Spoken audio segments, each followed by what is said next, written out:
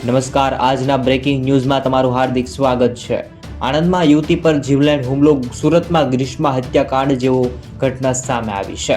યુવતીનું ગળું કાપી અને બાથરૂમમાં પૂરી અને ફરાર થઈ ગયાના સમાચાર સામે આવ્યા છે। આણંદ જિલ્લાના ઉમરેઠમાં એક યુવતીનું ગળું ચીરી અને હત્યાનો પ્રયાસ કરવામાં આવ્યો હોવાનો બનાવ સામે આવ્યો છે। હાલ તો ગંભીર હાલમાં ઈજાગ્રસ્ત યુવતીને નડિયાદ હોસ્પિટલમાં સારવાર માટે ખસેડવામાં આવી। આ અંગે પ્રાપ્ત વિગતો મુજબ ઉમરેઠની કાચિયા પોળમાં એક યુવક અને યુવતી થોડા દિવસ પહેલા જ ભાડે રહેવા માટે આવ્યા હતા। બંને વચ્ચે આજે વહેલી સવારે કોઈ બબાલ ઝઘડો થયો, જેથી આવેશમાં આવી અને યુવકે ચાકુ વડે યુવતીનું ગળું ચીરી નાખ્યું। જે બાદ લોહીલુહાણ હાલતમાં યુવતીને બાથરૂમમાં પૂરી અને સ્થળેથી આ લોકો ફરાર થઈ ગયા।